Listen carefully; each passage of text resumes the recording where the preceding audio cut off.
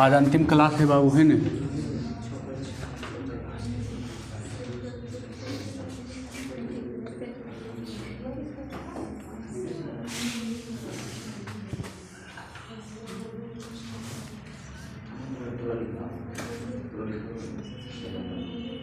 Carbon और इसके यौगिक, है न। चलिए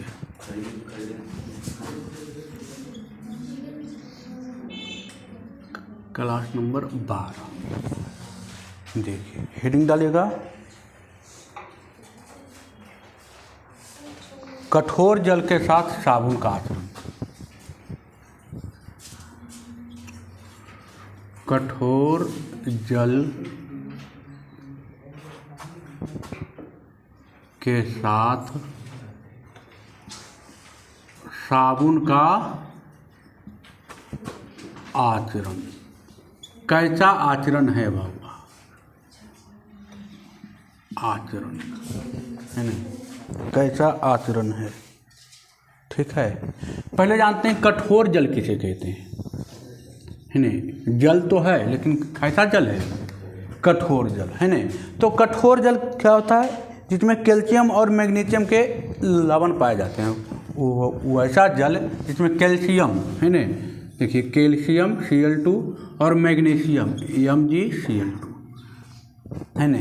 जिसमें जो भी जल में कैल्शियम और मैग्नीशियम के लवण पाए जाते हैं ना, उसको बोलते हैं कठोर जल। लिखिएगा कठोर जल, लिखिएगा वैसा पानी, वैसा जल जिसमें कैल्शियम या मैग्नीशियम के लवण पाए जाएं, उसे कठोर जल कहते हैं, है न।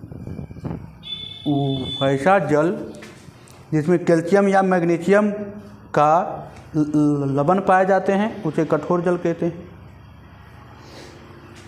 वैसा जल जिसमें कैल्शियम या मैग्नीशियम के लवण पाए जाते हैं, उसे कठोर जल कहते हैं, है न।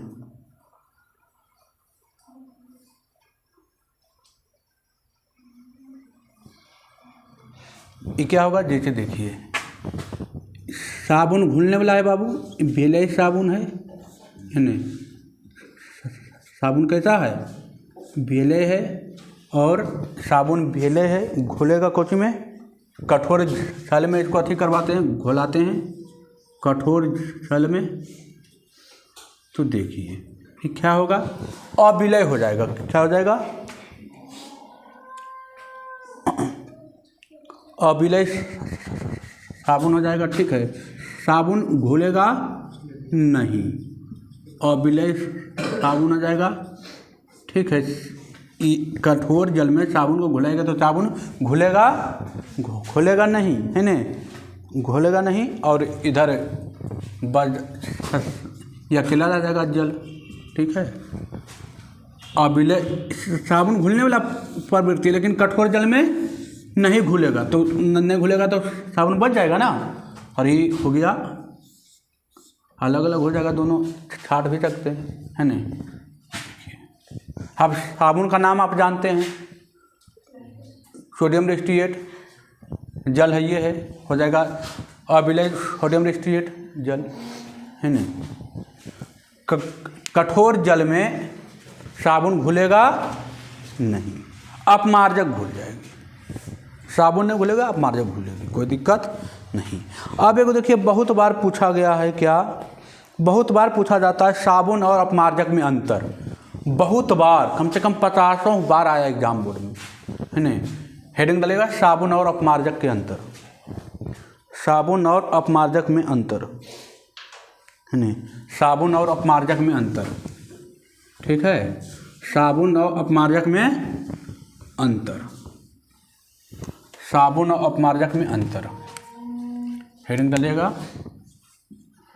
साबुन और अपमार्जक में अंतर। ठीक है, एक पर लिखिएगा साबुन, ठीक है, एक पर लिखिएगा अपमार्जक, हो गया। एक पर लिखिएगा साबुन, एक पर लिखिएगा अपमार्जक। साबुन जो होता है, लिखिएगा, ये लंबी श्रृंखला वाले अम्ल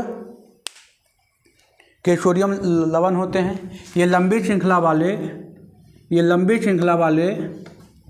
अम्ल है ना, ये लंबी श्रृंखला वाले अम्ल के सोडियम लवण होते हैं। इफ लिखेगा है ना, अम्ल कौन सा, तो कार्बोक्सिलिक अम्ल रहता है बाबू, है ना। ये लंबी श्रृंखला वाले अम्ल के लवण होते हैं, अम्ल के सोडियम लवण होते हैं। ये लंबी श्रृंखला वाले अम्ल के सोडियम लवण होते हैं। ऊपरी लिखिएगा, ये पट्टी लिखिएगा बाबू। ये उच्च अल्कोहल के हाइड्रोजन सल्फेट के व्युत्क्रम के सोडियम होते हैं। ये उच्च अल्कोहल के हाइड्रोजन सल्फेट व्युत्क्रम के सोडियम लवण होते हैं। ये उच्च अल्कोहल के हाइड्रोजन सल्फेट के व्युत्पन्न के सोडियम लवण होते हैं। ये उच्च अल्कोहल के हाइड्रोजन सल्फेट व्युत्पन्न के सोडियम लवण होते हैं। अब लिखिएगा दूसरा पॉइंट बाबू, पहला पॉइंट इसका हो गया, दूसरा पॉइंट लिखिएगा। साबुन क्या करता है, खारे जल में भी कपड़ा को साफ करता है, लेकिन झाग उत्पन्न नहीं करता। कौन, साबुन। लिखिएगा, खारे जल में कपड़े को साफ करता है, लेकिन झाग उत्पन्न नहीं करता है, या झाग उत्पन्न नहीं होता है। ये खारे जल में कपड़ा को साफ करता है, लेकिन झाग उत्पन्न नहीं करता है। हो गया। ये खारे जल में कपड़े को साफ करता है, लेकिन झाग उत्पन्न नहीं करता। ये भी लिखिएगा, ये खारे जल में भी अपनी कार्य क्षमता कायम रखती है, माने कपड़ा को साफ करता है और झाग भी उत्पन्न करता है। ये खारे जल में भी कपड़ा को साफ करता है और झाग भी उत्पन्न करता है ना। लिखे, ये खारे जल में भी कपड़ा को साफ करता है और झाग भी उत्पन्न करता है। कौन, अपमार्जक। हो गया, आपका कहानी हो गया ख़त्म, चैप्टर हो गया ख़त्म। कुछ बचा इसमें अब नहीं है, नहीं कुछ भी नहीं बचा। पूरी आपका कार्बन और इसके यौगिक क्या हो गया, ख़त्म हो गया। एक भी पॉइंट आपके किताब में बचा नहीं है, नहीं। चलिए,